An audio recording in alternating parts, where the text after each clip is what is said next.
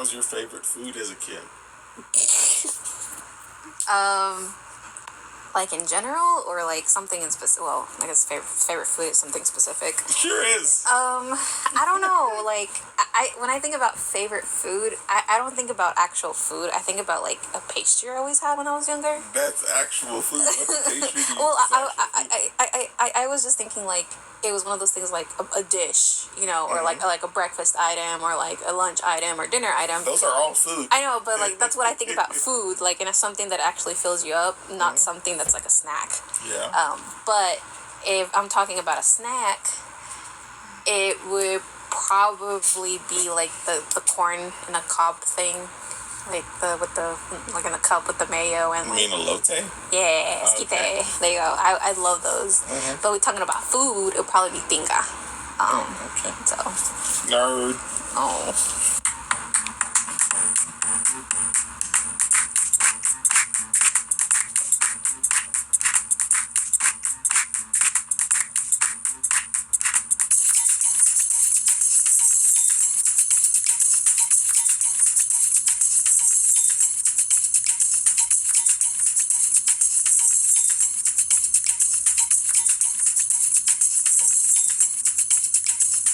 Hello, Pioneers, and welcome to Missing the Wagon, a pop culture review podcast. My name is Samuel, and with me today is my co-host, Miri. How are you doing today, Miri? Hi.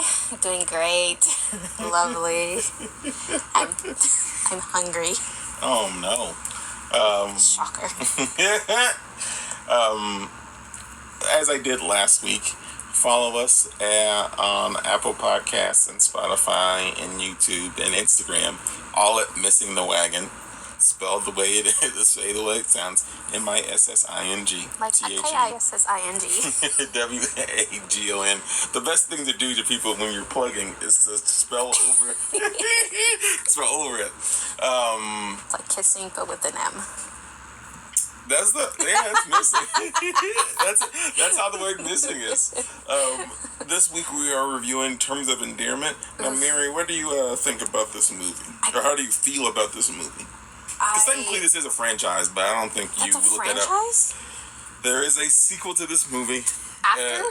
There's a sequel, yes.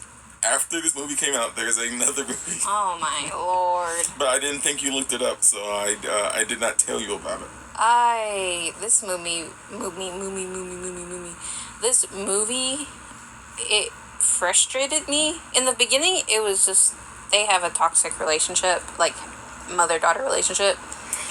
And then it went from, okay, well, it looks like it's manageable, to just everything got messy, like with the girl's husband. Like it's just like her relationship was good, but then her relationship got bad, while her mother's relationship, like, she didn't have anyone to where it got good. Does that make sense?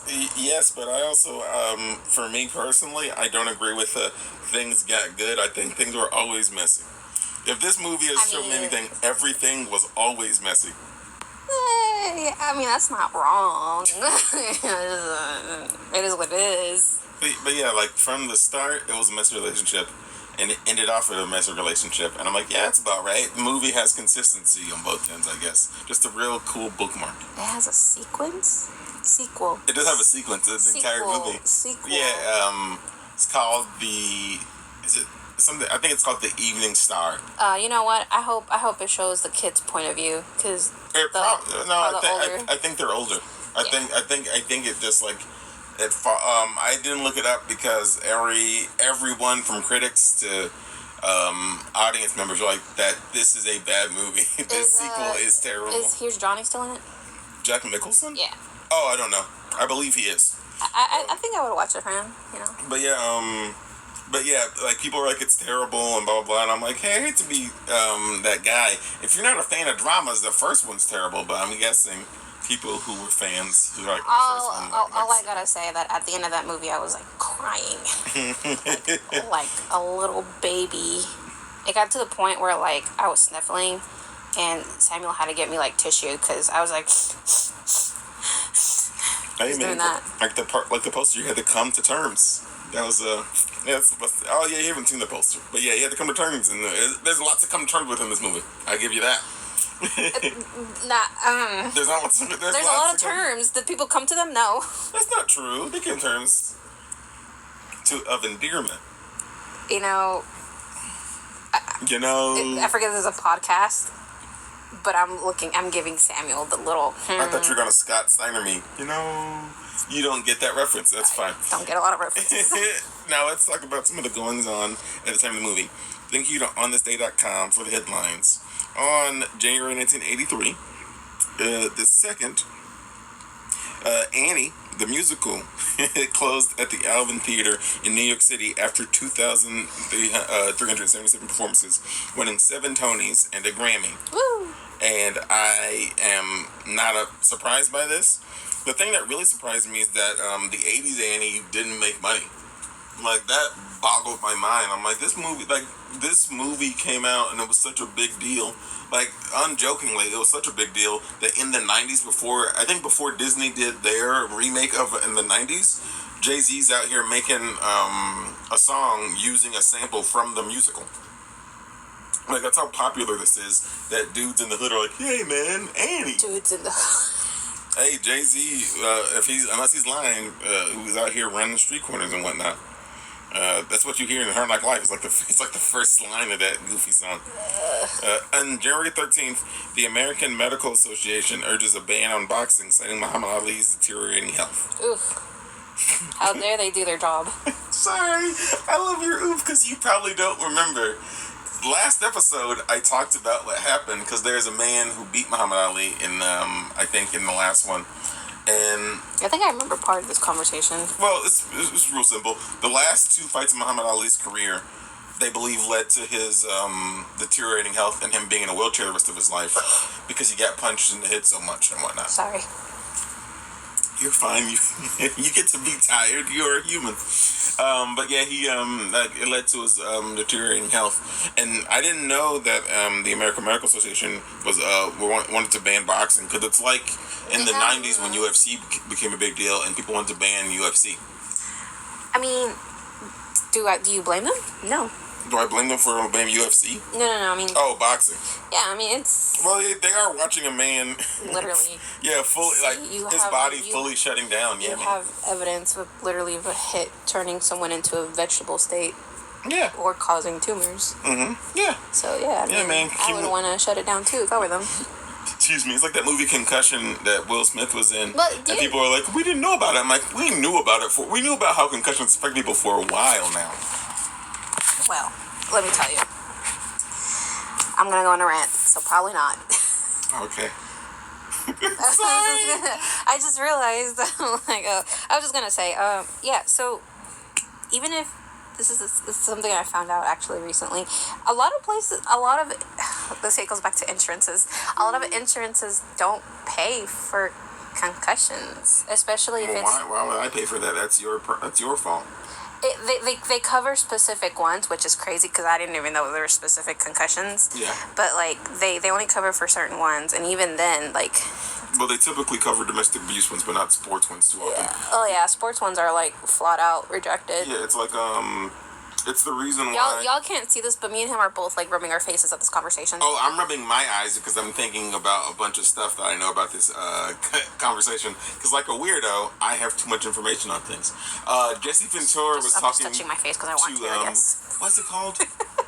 Chris Van Vliet's podcast, where he was talking and he was saying, yeah, how did the WWE get on Netflix and they be a part of SAG-AFTRA, but they don't have health insurance? And it's like, well, because if SAG took on the wrestlers and they had to pay them insurance would skyrocket for actors because now there's a bunch of people throwing their bodies at them.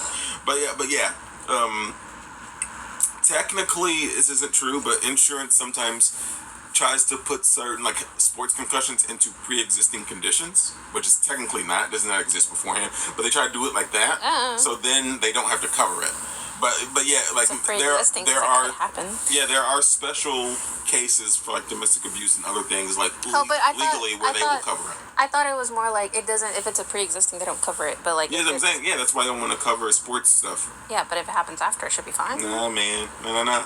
you're a sports star, that means you have a chance at this thing. We're not gonna cover you. Sucks for y'all, man. This is funny, another podcast reference. But Deadlocked was talking about how wrestlers used to do this thing where they would lie about their profession and then get health insurance. Ooh. And then, like, insurance companies would get mad at them when they found out their profession because now they're paying for all this health stuff.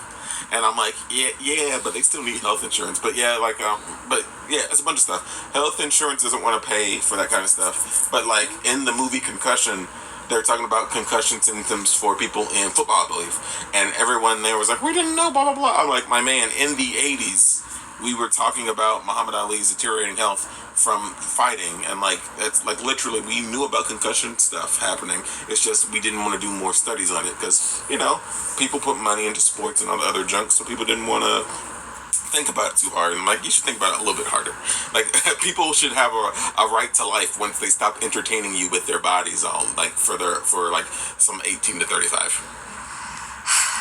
On January 18th, IOC restores Jim Thorpe's Olympic medals for his pentathlon and decathlon victories 70 years after they were stripped from him for accepting $25 to play semi-pro baseball. Now, so I didn't get that one. Like, what happened? Like, what about the $25? This man accepted money to play pro baseball. The Olympics at that time didn't allow pro athletes into the Olympics. So wait, so what are they? What are they now? They're not pros? They are now. Like the after the Olympics changed their ruling on pro athletes, like it's the reason why if you look back at the Olympic record, America has had a terrible basketball record until the Olympics were like, no, you can have pro athletes in the Olympics. Ugh. And then America just started like wiping the floor. Like the Dream Team in the 90s with like Magic Johnson and Larry Bird and Michael Jordan. I don't know who they are. It's a bunch of just famous 90s dudes. But once again, they were allowed to be in the Olympics and play for America. And then like, but yeah, like people from the NBA who were the top stars got to play for world gold in the Olympics. But before then, man, you couldn't do that. Can you believe you're like doing your best and also you get all these pros and you just wipe the floor? Yeah, but like ever since that really started happening, a lot of countries in lots of sports, especially basketball, started getting better players because they're like, oh, we're seeing these people like play for the first time. Because like NBA is an international brand now, but back in the day it was like kind of small. It was like small market stuff, so it got bigger. But it's just like, but for a good minute, if you were a pro athlete, you couldn't be in the Olympics. This was for people who weren't pros. This was for people who were like amateur and like maybe up and coming. But it was like, but yeah, they changed it and we started having big names doing stuff. It's like how this is before Mike Tyson started boxing, for was it WBC? I forget the boxing organization he was part of. But like Mike Tyson and Evander Holyfield were part of the boxing team for the USA and stuff. But yeah, but like at a time, if you were pro and you were getting paid to do that, nah, you can't be in the Olympics, friendo. So, what was the point of? I guess it's just for friendly competition. When it's always friendly competition, at least it should be. Well, I hate to be that guy. It's to see who's best in the world. The reason why the world comes together and there's a first, second, and third place is to see who's first, second, and third in the world in this sport. And soccer. Apparently, I found that out. What do you mean soccer? Yeah, soccer is part of the Summer Olympics. Yeah. Like it's been part of the Summer Olympics. I think since like the. That's like I think someone. This was like it was earlier this month. One of my coworkers made it was one of my coworkers, but not on my side of the team. But they said that the only time that like great leaders come together is for soccer. I mean, for sports in general? Yeah, for sports in general. I was like, dang. I was like, I don't watch sports, so I wouldn't know. But no, great leaders come together for money. Money. So, yeah, man, that's how it goes. It's just the same reason why FIFA had to be gutted and whatnot, because they were a non-profit, but then they were making $6-7 billion a year. I'm like, for a non-profit, my man, that's stealing. I have to go back to my coworker and be like, hey, no, you lied. It's for money. Well, yeah, because you get recognition in money. That's why you come there. You ain't special. You ain't special. And on January 20th, American gangster Roy DeMeo is found murdered in his car trunk after disappearing a few days earlier. I saw this one, and honestly, I was lazy on this one. Oh, no. I just saw that the reason why they took him off or like they blacklisted him was because apparently he had like a lot of like investigations going on with the police, so he was a liability, so they killed him.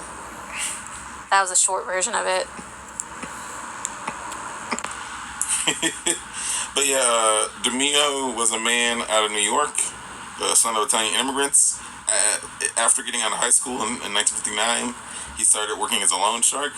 In 1966, he was recruited into the Gambino crime family. Gambino. Okay. Childish Gambino. Okay. I don't know. That was just random. Yes, that is the name of a rapper man. I don't know if he's any kind of Italian. Then he formed his own crew, becoming known for his ruthless efficiency in disposing of bodies. Oh, nice. Then he got disposed. Well, very Sorry.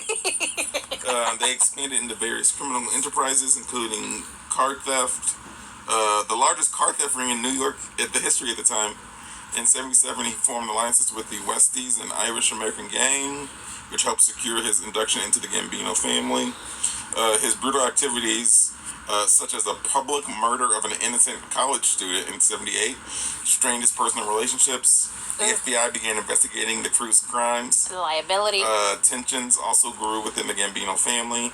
In January of 1983, DeMeo was murdered by members of his own crew. In the aftermath of his death, several DeMeo crew members were indicted and convicted. DeMeo's life has been portrayed in books like Murder Machine, and his films like The Iceman. Oh, I know The Iceman. Murder Machine? Like, his family has been known as the Murder Machine? Wait, what? Yeah, sorry, he made a crew that disposed of bodies, and they made their own special method of disposing of bodies. Right. Yeah, man, it has a name. I just didn't read the name aloud, but yeah. They are... That's the best he could have come... Whatever. Yeah. Sorry.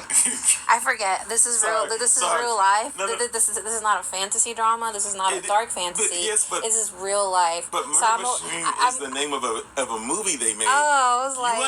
You understand there are movies called Plane. I was thinking that's what they had called themselves, the Murder Machine. No. So that's why I was like, you know what? This is real life. I can't like. Miri is out here thinking this was Greece, and they're out here wearing leather jackets that have Murder Machine on the back. Like what's the little picture? Is it like a crusher machine? No, it's like a little the grinder? Yeah. And it has like it has like it either has a grinder or when it has Murder Machine it'll have like a washer and dryer with like humans in it, So. But yes, so but that happened. But yeah, so Roy DeMeo was a bad man. Yeah, bad man got taken out by another bad man. Sorry. By his own crew, yeah. Oh, okay, hold on. He was a bad man who got taken out by another bad man. A worse man. But yeah, that's some rough stuff, man. Is it? Yes, that's rough. What do you mean? Is it? The only thing that might not be rough is that their he got taken out? No, it's the car theft ring, because you don't have to hurt somebody to steal a car. But I assume that the people who were like, we got special ways to dispose of bodies, I assume they took cars with people in them and like, hey, get out of your car, punch, pull out of car. I don't think they did it real smooth and quiet like. I think they were like, shut up. Maybe they did. But that is quiet. They knock you out. That's not quiet. It is quiet because you ain't screaming. Like, you get knocked out. Put some chloroform on you. That's real quiet.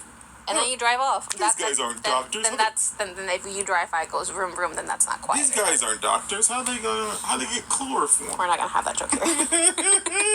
You need a special license. I don't know what year you started needing it. No. Because you need a special license starting at a certain time, but I'm not a doctor, so I couldn't tell you.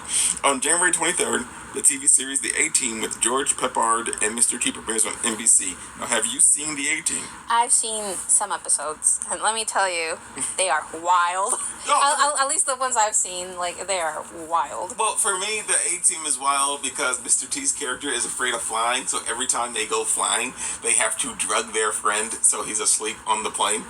And I'm like, does somebody carry him? Do you guys isn't he the biggest character on the Well, yeah, he's the tough guy. He's the one that beats people up. So, if you ever see the show, there's always a scene where something happens and he throws people over the camera. I don't know if I'm confusing this with the A-Team or I'm confusing this with another team that also has to do with military stuff. Mm-hmm. But I think I might be confusing. I don't think this is the A-Team. But there's this one episode I watched that It was like they were in the army, and this guy got like they were obviously they were going through their thing, and they got ambushed. The team ended up getting separated. Like most of them ended up being together except for one guy. He ended up escaping, but he went to this one house, which I think they didn't know the language that he spoke, but they helped him anyways. Mm-hmm. And then when he tried to get help, I think like they got ambushed again, and then it made me sad because the family that helped him ended up dying. So trying to protect him. I don't know if people die in the A-Team.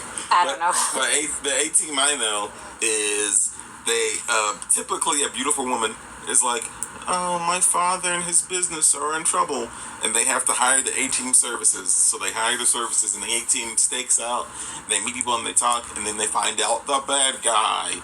So then, at the end, the bad guy comes with, like, a paramilitary force, and then the A-Team gets trapped in, like, a junkyard, and they have to use their ingenuity and whatever to build, like, a makeshift junk tank and, like, weapons or whatever to stop this paramilitary force from hurting these people.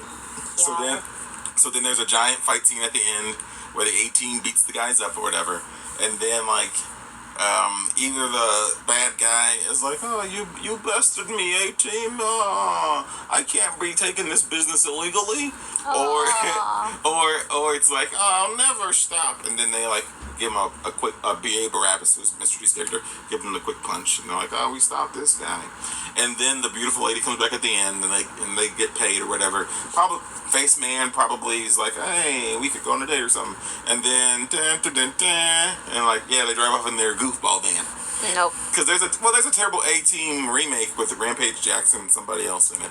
But it's Bradley Cooper. Did he play Face Man? But what? Yeah, like there's a terrible A-Team not sequel, not renewal, like revival, that movie, but it did not take, and I'm happy it didn't take, because I think the A-Team should stay in the 80s. I think it's a fun 80s show. On January 31st, in an effort to reduce driving deaths, a new law in UK requires drivers and front seat passengers to wear seatbelts. Now, I added that one because I used to know people who had old steel trucks, and they only had lap belts. And as I was talking to the person that was driving the car, I was like, if you get into a wreck, you're going to dislocate, like, your hip. Because the lap belt's only going to keep one place, and, like, you're going to... They're like, yeah, it's pretty unsafe. You should just not wear a belt. You should just not wear a belt in here. Because, like, if you get stuck inside the cabin, you're going to get shredded by the steel car. And if you get... So, the safest thing would be to go through the windshield and not be inside the steel death trap. I'm like, so... You have seatbelts, and they can dislocate. Aren't those the same seatbelts they have on buses, though? Yes. Mm-hmm. Yes. But buses are, it's like the trick where someone lies on a bed of nails. If you spread the force around enough, it should be less impact on people. So but for like a truck, it's a smaller. Like trucks are still kind of average size. So then it's just like, hey, you're a human, and you're in a steel box. And now that steel box has a thing that's keeping you in place, and your body has all this energy, force going to it, and you're just smashing against a bunch of steel. I don't know, I feel like wind belts, wow, wind belts. Seatbelts are, I don't know, I feel like... Because when you wear seatbelts, you win. You win, yeah. Or it takes the wind out of you, actually. I don't know, I feel like seatbelts are a kind of a double-edged sword sometimes. Well, yeah, if you're in an emergency, you can get stuck, and if you're in a movie, you for some reason every accident has to flip over, and then like the seatbelt gets jammed. Yeah, like, every time, yeah. You know. Because they do have special tools for cutting seatbelts specifically, which I'm like, oh, hey, maybe we could make... I know this is a dumb thing. Maybe we could make seatbelts to where they have, like, if there's a thing, like, if it gets stuck, there can be, like, a secondary mechanism so you can get out, so we don't have to have this seatbelt cutting thing. But what do I know? I don't make cars. I don't make stuff for people's safety. So, you know? But I was like, maybe we could fix this, right? Like, there could be a... Because you know how current... Well, I'm assuming current cars Because, like, my mom's car, if I pull too hard, it, like, jams. Yeah. Like, it doesn't let me, like, go farther. Mm-hmm. That's wrong. It doesn't let me go any farther. Mm-hmm. But I would, like, but my dad's old car, I can't pull that ish all the way around, and it still keeps going. Yeah, that's how it goes. You know, yeah. so I wonder if, like, the ones that, like, jam when you pull it, I wonder if those are the ones that, like, if it feels like, you know, from a car crash, it'll like unlock it. You know, well, it's just like how I feel like there should be something safer than airbags, but I don't know. Airbags cause a 76% of facial deconstruction in face, but with the bone destruction, whatever that's called. Yes, but also it can cause it to your sternum and your torso too. But yeah, Also, airbags are. Did you guys know you have to change your airbags every certain years? yes. Okay. Well, I said okay. you guys and like you know. But yeah, like one, they could not deploy if they're too old. But two, if they're too old, then it could be old material. The dust on there could give you allergic reaction, so you're hurt and allergic. You're like you're hurt. Ah. You're hurt and you have a rash. Hey, man. So can't have two types of meds for that. That'd be horrible. gotta take a pill medication, got a pain medication for my face for the hurt, but now I gotta put on an ointment. Sorry. For the other hurt. I love the idea of getting into a wreck and someone calling it the hurt. The hurt. It's the hurt. You got two types of hurts, okay? That ain't gonna be good. And that's the news of January 1983. Now, on to our synopsis. Ooh, fun. Let's get down to the drama. For everyone watching along, we watched Terms of Endearment 1983 on YouTube, I believe. And I believe it's $3.99, so not terrible. I wish every single movie we watched, I could find it on DVD like an old man, and I could just own it and just put it in the disc player. That's so random. It reminds me, as a kid, one of the things I really wanted, which would show my age, is I really wanted a portable DVD player. Really wanted one of those real bad as a kid. I didn't have a portable DVD player, but I had a portable CD player. Oh, yeah, man. And then I had a portable, is it the cassette player? Yeah. Those. Ooh. I used to take my older... Oh, man. my older siblings had a CD player, and I remember listening to it, and I would run. And whenever I ran, it would skip because it would be jumping. So yeah. And because life is like that. And how fast technology goes, you can run now without hearing it. Yeah, man. Yeah, man. It was like when the iPod Shuffle came out. It was revolutionary. Yeah, when I think my sister had an iPod. I didn't have one, but like I remember when she had it, I was like, man, that must be nice. But during that time, YouTube was coming out as well. Yeah, it came out 2005, didn't it? Yeah, so like I was okay with listening. Man, by the way, back then you didn't have to pay for YouTube. Like. Well, yeah, there was no ads. I know. Now you gotta pay for it. Well, yeah, you don't have to, but yeah, because yeah, these freaking commercials. Now it's a money making apparatus. Yeah, that's how it goes. When things become a money making apparatus, they start having ads. That's how now I'm getting old, because back in the day. Well, yeah. Man. Time is passing, and we don't. And time affects us all. Man. Aurora Greenway and her daughter Emma are both searching for deep romantic love. Okay. The film opens with Emma's early childhood. Aurora reveals how difficult and caring she can be by nearly climbing into Emma's crib in order to make sure her daughter is breathing, only to be reassured when Emma starts crying after being woken up. After the death of Aurora's husband and Emma's father, Rudyard? Rudyard? That can't be that man's name. It is now. Aurora and Emma develop an extremely close love-hate mother-daughter relationship as Emma grows up. Now, this is a problem for me. Well, because like, the first sentence of the synopsis is not a thing explained in the movie. Oh, this is a long synopsis. Okay, man. And, like, nothing in the movies like they want deep romantic love. What we see in the very first scene is Aurora being like, hey, is she alive? Is she breathing? And I'm like, man, this... and the dad is like, she's fine, come back to bed, and she goes like, no, I'm just worried. So she goes, at first, like, I think it's just her at the door, and, like, the light in the hallway's on. And I think then she comes, she leaves and comes back, and then her husband's like, come back to bed. And so then she's like, no, I just want to make sure. And then she, like, goes into the crib and, like, she pinches her. a few times. And then when the baby starts crying, she's like, okay, yeah. And then she leaves her crying. Yeah, because once again, that shows us their relationship immediately. Hey, are you being safe and calm and comfortable?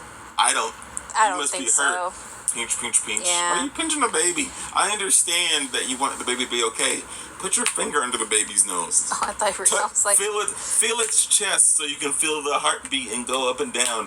You don't have to pinch it. Yeah, she pinched hard. And it makes no sense. I'm like, you are a mother. You could very easily check to see if a baby is alive without causing it pain. And she's like, no. My first interaction with my daughter after bringing her home is one, my husband being like, be calm and reasonable, please, and her being like, no, I'm gonna hurt her. I'm like, why? Why are you hurting her? Yeah, so and then like when the father dies, like she's very distraught. You know, like her husband just died, which is fine.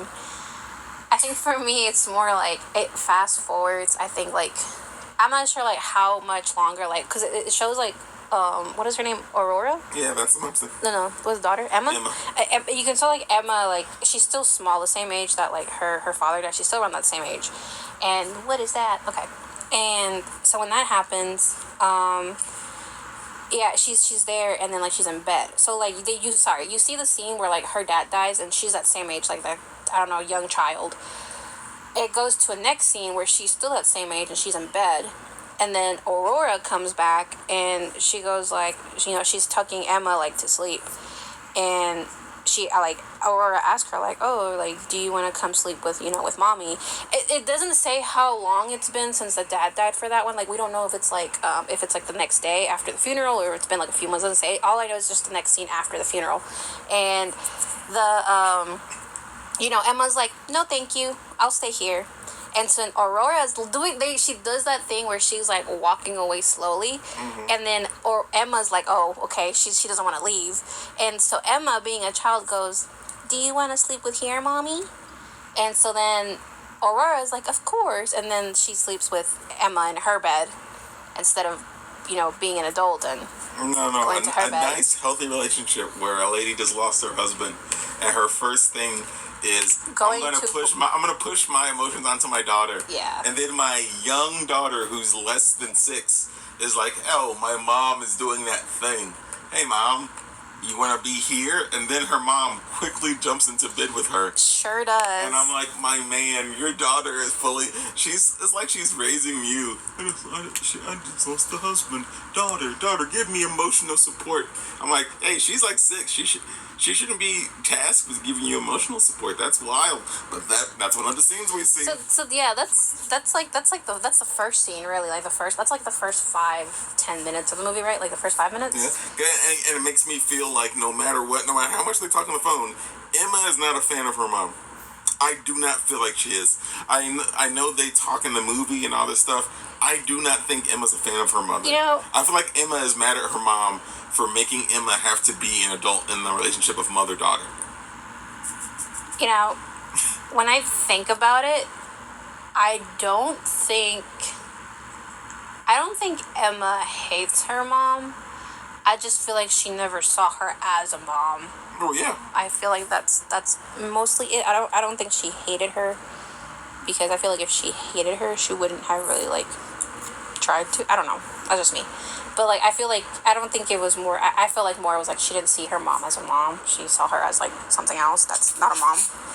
I don't know, cause like you could tell she was not happy with her as a daughter. Yeah. But like later on in the movie, when like they start talking like friends, like they're great. Like their relationship improves a lot. But skipping forward several years later, Emma gets married immediately upon graduating from high school in the Houston area to Flap Horton, of whom Aurora so disapproves that she refuses to attend the wedding.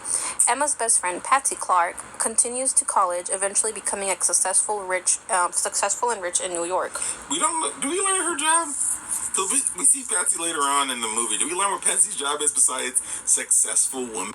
I don't know, but all I know that it says that she says on there she married a very successful Jewish man, is what she said. But she married a successful Jewish man? A successful Jewish man. Yes, yeah. It doesn't say what she did, but like She did business in New York City. What do you mean? She did business. It's like a stereotype. She has a giant 80s block cell phone. Also, unjokingly, because I know who Jeff Daniels is, I thought this was Dave Coulier. I don't know who that is. Dave Coulier. Oh, but he was from Dumb and Dumber, right? Dave Coulier? This guy. Jeff Daniels, yes. Jeff Daniels was from Dumb and Dumber. Dave Coulier. It was nice, not small. He was still dumb. It was nice not seeing him as dumber, whatever it was. Uncle Jesse on Full House is John Stamos. What's that goofy thing? What's his name? But yes, he was the uncle that was a comedian, and he used to do the cut it out joke all the time. But yeah, I thought that's who this was. And I'm like, hey, Dave Coulier has more range than I give him credit for, because I only know him from sitcoms. And then when I was like, oh, it's Jeff Daniels. That's what I get.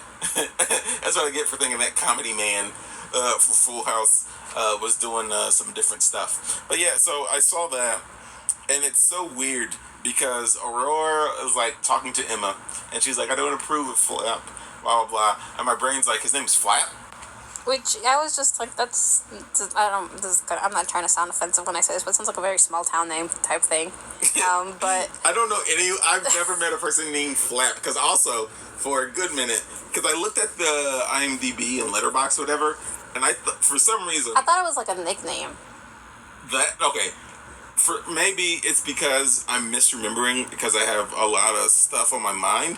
I thought this man's name was Flip for some reason. Flip? Yeah. No, I remember it was Flap. But both these names, like, Flip is the name of a 90s skateboarding team in a cartoon. Flap is worse. Yeah, but I remember I heard Flap, and I was like, I mean, a lot of jokes came with that, but...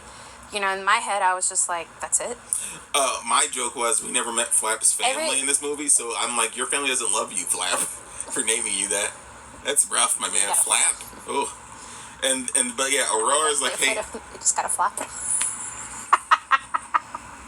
Yeah, and then Aurora tells Emma, oh, hey, like, I don't think Flap is the man for you. He doesn't have any ambition, blah, blah, blah. And I'm like, Aurora, I give you credit, because Aurora is very straightforward and very honest with her daughter. But I didn't see Aurora being like, hey, this man isn't good enough for you because he doesn't have any ambition. You have a bright future. You have lots of ambition, and you will be holding yourself back if you go with this man. I thought, from what we've seen, because once again, remember, the very first scene is mom pinches baby instead of checking the baby's breath or anything. So I thought it was just going to be worse. But Aurora just looked at her daughter, was like, no, like, Flap is a fine guy, but I think he has small ambition, and you have big ambition. And if you go with this man, your big ambitions will be gone, and you'll be making yourself small to make his ambitions feel okay. And I'm like, oh, I don't think you're the best person, but hey, the honesty is... that's not terrible. I give you that 110%. Where she does that, and then like they get married, they go to a treehouse, which boggles me because I'm like, wait, there's electricity in this treehouse. There's stuff going on. I think that was a place they were living at. Like, it was a house and a tree, so it's a treehouse. I mean, they were making it rock in there.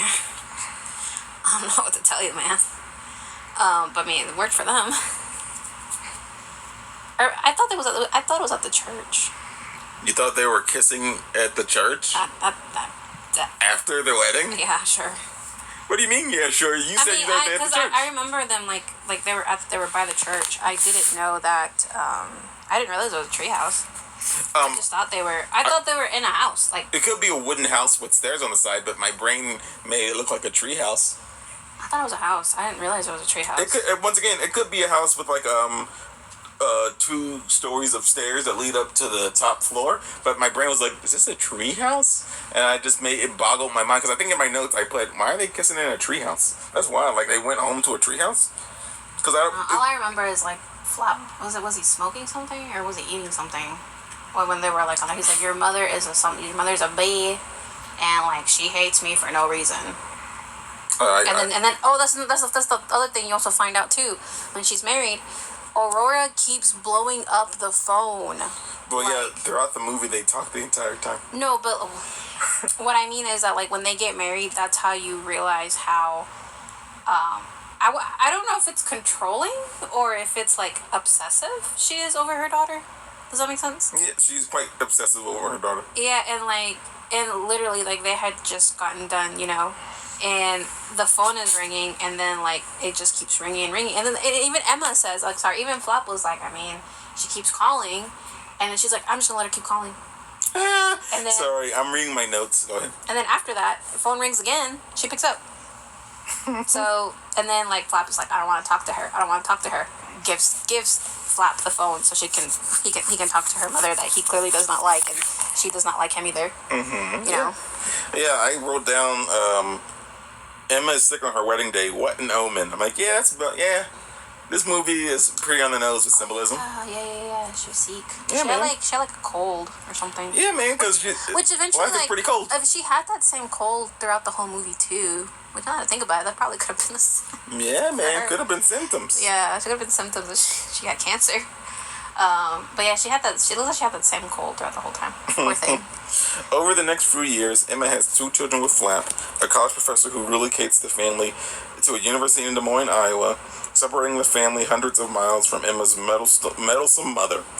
Emma later telephones to ask her mother for money, and she is pregnant with her 3rd child. What a jump synopsis. Listen, Aurora. Oh no, go ahead. When Aurora found out that, like, they had a family dinner. Look, Aurora is, I don't know, man. Like, she may be trying to be like a good mom, or she thinks she's a great mom, but my girl has like 2 simps over her, like 3 simps over her, really bad, right? 3. Aurora is an attractive, rich woman who lives by herself, so she has men who are around who always want her attention. Yes, that is an understatement.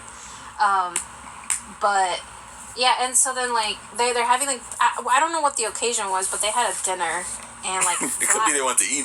No, like, but I don't remember if they had a dinner because she just had a dinner, or if, like, she had a dinner for some. The point is, she had guests over. Yeah. Like, it wasn't just Emma and, like, Flap. It was, like, Emma, Flap, and then her guests. Yeah, Danny DeVito and 2 older men we don't know. Yeah, and so, like, Emma being excited, because she's married and, with her husband, she tells her, she's like, hey, like, I just wanted to officially unofficially tell you that, like, I'm pregnant. Aurora loses it. Like, she yelled at her, right? I believe so, yeah. She yelled at her. It was like, how can you do this to me? And it's just crazy. Sorry, my note says the dinner party is going well until Emma announces her pregnancy, and her mom has an emotional outburst. Yeah, very emotional. Did you finish reading the synopsis? No. Okay. Aurora, not knowing by the telephone call that Emma is already several months into her pregnancy, wants Emma to get an abortion. Emma's once passionate marriage to Flap becomes strained, thanks mostly to his philandering. Sorry, I haven't heard that word in a while. Emma eventually has a secret romantic affair of her own with a married small-town older banker, Sam Burns. Now, but we skipped it because we're on third marriage. We're on third baby, and third baby is, like the synopsis says, that's when Aurora's called. Emma is like, Mom, I know you have some money. I need some money because it's the 80s, and Emma we have the economy to where a person can live off of a teacher's salary and they don't have to work a job. And I'm like, oh, that's wild. I'm not used to that at all. Not used to that kind of cool stuff. And then, like, they're having a 3rd kid, and Emma, like her mother, is quite emotional when there is strain. So there's a scene, which the synopsis skips, where the 2 boys are, like, sitting outside the house, and Flap and Emma are yelling at each other. And their mom told them to stay on the porch, and the older boy leaves. And the youngest at the time is like, hey, Mom said stay here. And the older boy's like, no, I'm not going to stay here. And they walk to school or walk to church because they're walking around the neighborhood because they live there. They know the neighborhood. And then, like, their mom comes and gets them after her and her partner stop arguing. And the mom's like, and Emma's like, hey, why'd you leave? And the son it makes me laugh because he didn't have the confidence to look his mom in the face. But he was like, I didn't want people to think I lived there with all the arguing and all the loud noise. And I'm like, and I understand Emma's living her own life. I understand she is a human that sees things differently than me. I would change my actions so fast if my kid didn't have the one, confidence to look me in the eyes, but two, did say, fully meaning it, hey, I didn't want to be anywhere near that house because of all the emotional bad stuff happening. And I'm like, oh. Didn't she hit him? Or did she, like, shake him? Oh, sorry. That's some telenovela stuff. Because I remember. That's some soap opera. I gotta shake him. But I think she might have. For leaving, but I don't remember off the top of my head. I know that, like, later on when she's dying, like, his mom, like, her mom, like, almost strangles the kid towards the end of the movie. But no, because, like, I saw in my notes because it skipped over it. I put how Flap seems too happy to take Emma away from her mother. And then Emma lies to her son about how great Iowa is, and I'm like, oh, yeah, like, because Emma's trying to convince herself. She's trying to convince herself that Iowa's better than Texas. Now, once again, I don't know much about 80s Iowa. I don't know much about 80s Texas. But for me... How long was the affair that she had with this guy, with the banker? Sam Burns? Yeah. Is he a banker? I think he is. He just said he was. Sorry, because I'm thinking about... Yeah, old banker. Older banker. Because if we're on third kid and we're on Sam Burns'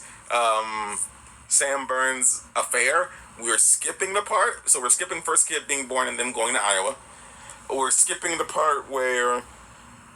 Flap is having an affair. Well, he's philandering. He's making he's filleting fish. Now we're skipping the part where Jack Nicholson is like, he drives home drunk and like tries to get some young girls to be with him, but they're like, no, you're old, get out of here. Also, his name is Breedlove. I think that's phenomenal. They also skipped the part where she goes up to the school before they move to Idaho, the second time. Yeah. And she sees Flap and the teacher, sister, whatever teacher, like, she's like touching his, like. Oh no, that's much later. Is it really? No, I thought it was before they moved. No. The time that Emma finds out Flap is cheating, it's the second move. We haven't touched the second move. But it's the second move. Because I know, first move is to Iowa. She gets pregnant. The second move is to Arizona. But yeah, that's when she finds out he's cheating. That's when. But no, like, we're still in the... Because once again, we're still in the part where... Because I remember, like, the baby, like, the little girl, she was still a baby. Yeah. And then by the time they moved to the third one, she was, like, a toddler. Mm-hmm. So that's why I was like, no, she saw that first. Because I remember she saw that first before they moved. Because she saw him... You're shaking your head, but listen to me. No, I know, but what I'm saying is, like, legit. At the part one, she's still pregnant, so the baby's not born yet. But two... We haven't got to the point, like, because the synopsis hasn't gotten to it. We haven't got to the part where they're talking in the diner, and Sam's like, I haven't had sex with my wife. Like, we haven't gotten to the. You should totally be on top. We haven't talked about the part where she's at the grocery store, and like she doesn't have the money. We haven't got to that. That's crazy. But once that's before the third kid is born, and then the synopsis, she's pregnant with the third kid. Right, so we missed so many stuff. But what I'm telling you is that, like, she saw it first, and then that was confirmed again when they moved the third time. She saw that, like, what's his face, Flap. Yeah. She caught them, like, she went up there to go see him to do something, and then he had the baby. Remember? Yeah. And then, like, she saw him. But once again, in synopsis, the baby's not born. I know that, but what I'm telling you is that happened first, and then he moved there, and then she saw, and again, she confirmed again that he was cheating. Okay. I'm not saying that didn't happen. The baby wasn't born yet. Like, well, I was going in order, and you're like, hey, the baby's alive. I'm like, yeah, but the baby is still inside of Emma right now. Because once again, we haven't talked about Sam being like, hey, you're poor. Do you need me to help you? Like, we haven't even got to that part yet. Because that's after the scene where Aurora asks out Breedlove Breedlove gets rejected by girls. Aurora's party, where they all are like, she leaves the party after Emma tells about the pregnancy. She has the outburst, and everyone's looking out the window like it's Scooby-Doo, and they're stacked up. Because Danny DeVito's short, so he's at the bottom, and then everybody else is like at the top. And it's really funny. But yeah, like, so like on that part, second kid is born. Flap's great papers at home. Then like Emma and him want some midday. Well, afternoon delight is the wrong thing because it's not afternoon, but that's gonna happen. And then when this starts, the first kid who is alive goes to sit on the front stoop, like he knows the routine. And I'm like, that seems like bad information to give your kid. Hey, when mommy and daddy are loving and kissing, you need to go outside when we go upstairs. Hey, no, don't do that. Like, your kid's here. Be respectful of your kid as a human being. You don't gotta stop your life, but you could be like, hey, maybe my kid doesn't want to hear that. That's why you send him outside. Or maybe the kid just goes outside by himself, which is worse. So then second kid is born, because during that scene, the second kid is a baby. So Emma's like, oh, I love you, Flap, blah, blah, blah. I think also she's a little sick after the second baby's born. And then the scene where they do the nuptials before Flap goes to work. Then we go to a scene where Emma and her kids are in a grocery store, and they are bebopping around doing normal stuff. And then the clerk that was trying. The clerk is mean. Is that no, I was at the reception. She's not a receptionist. The clerk, right? Yeah, it's a cashier. Was, like, so mean to her. Was she mean to her without reason, or did I miss something? I don't know, man. It seems like the cashier was just done with dealing with people, and like she, I think Aurora had like $40 on her, and I think the stuff rung up for like $43.80, and there's a line because it's midday in like a small Iowa town, and I was like, maybe this must be the time everyone goes shopping because it's not the weekend. And I think this one, like, Flap wasn't getting paid enough yet. Well, he's not getting paid enough because he's a college professor in Iowa with 2 kids and a house mortgage, and his wife also does not work. Yeah, so like they were going through a struggle bus financially. So she has like $40, and like her oldest kid is such a douche to his mom. You don't have enough money for this. You have no money right now, kid. This isn't a talk. Because if he put out a $5 bill, because like it's $43.80, and then it's like 40. And here's the worst part: Emma's so much like her mom that if her youngest son or if her oldest son had like a $5 to cover the extra $1.80 Emma didn't have, she wouldn't allow him to give it to the cashier. Like, there would be a fight in the store if that was that scene. That was like the part that made me sad was that the youngest one, who's now like he's just now like what, 6? It looked like it, yeah. He was like, it took like it's like she was taking off stuff, right? Yeah. And then like the little kid was like, the youngest one was like, it's okay, Mom. I don't want the chocolate bar anymore. Well, yeah. I was like, because also Emma did the thing I dislike that happens in movies so often, where they take stuff off in of their order to have the money for the thing. And then she added stuff, right? No, she added chocolate bars because the oldest son wanted a chocolate bar. And she wanted to get one for both kids. And the cashier looked her dead in the eyes. You're going the wrong way. And I'm like, hey, have some grace. I understand this is just work for you. And you're like, hey, lady, we need to move this line. I got stuff to do. Listen, there's just some, sometimes I try not to be that. I don't try to be that grumpy. When we have customers that like are short, I'm like, just pay what you can. I'll get the rest. Like, there's been some times where like with customers, like they just can't. And honestly, like I think I don't know about her, you know, in character wise for her. I think for me it would be more like, is this the hill I want to die on?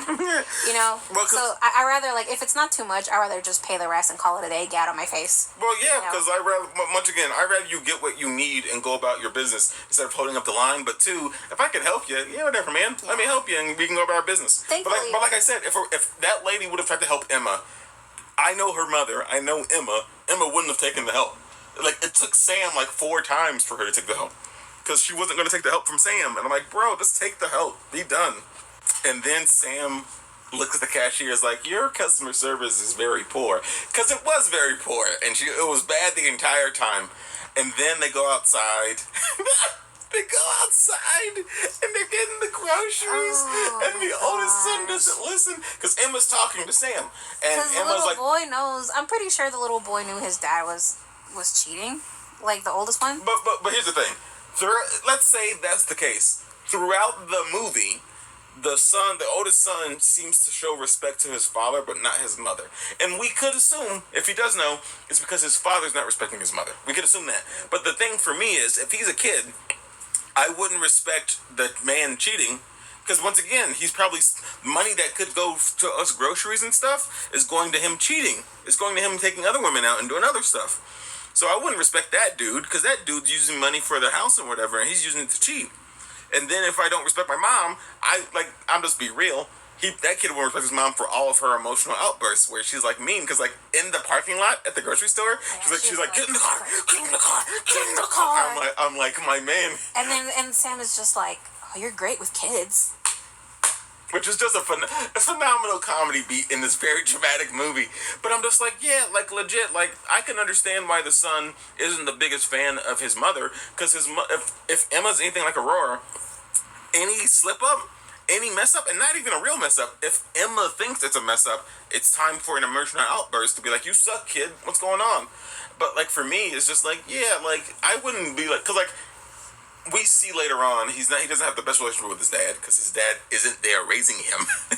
But I'm just like, he seems to show his dad more respect than his mom. I'm like, not to be mean, at least your mom's here taking care of you. I'm not saying she's doing the best job. I don't think she's the most emotionally stable. I don't think she's doing the best work. But she's here at least, and your dad's like, hey, you're not important enough to be around. These women are, I don't know, that I'm trying to, cheat with. But you, kid, yeah, whatever, man. So then, like, there's all that stuff. There's a phone call. And I put in my notes, why do you keep having children with that man? What miracle do you think is going to happen to save you from him? And I'm like, Aurora, what a raw line to say to your daughter. Yo, man, stop having babies with this kid. Nothing's going to stop this man's mediocrity from getting to you. And I'm like, bro, why'd you say that? Because, like, her daughter's already in a bad mental space. Like, she probably, not to be mean, from genetics, it seems like, from what we see of Emma and Aurora and their emotional outbursts, Emma probably has postpartum depression real bad. Real bad. And their kids only seem to be like 2 or so years apart. I think the youngest kid might be 3 or 4 years, but it seems like Emma goes through postpartum heavy. So then... There's also parts, too, where, like, when she's pregnant and then, like, she knows Flap is cheating. Yeah. Flap is just goes, like, well, you get like this every time when you're pregnant, remember? Like, you get paranoid, like, you get emotional. Oh, yeah, he lies to his partner saying, yeah, I'm not cheating, it's just you being paranoid again. It's because you're pregnant. Yeah. You're pregnant, so, and when you're pregnant, you get more emotional. Mm-hmm. You get paranoid. And he's like, remember this happened last time, too, is what he told her. I was like, no. Yeah, man. Dude. Instead of just being like, yeah, I am a cheater, man. He's like, no. It's just your brain. But then that happens.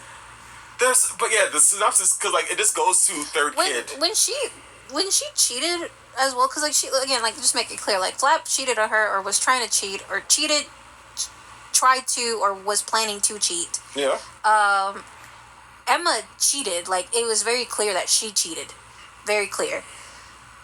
And then they had the secret calls she was in the bathroom, secret calls. He was in like the dry washer and dryer area, secret calls. Laundry room. Even. Sorry, the laundry room.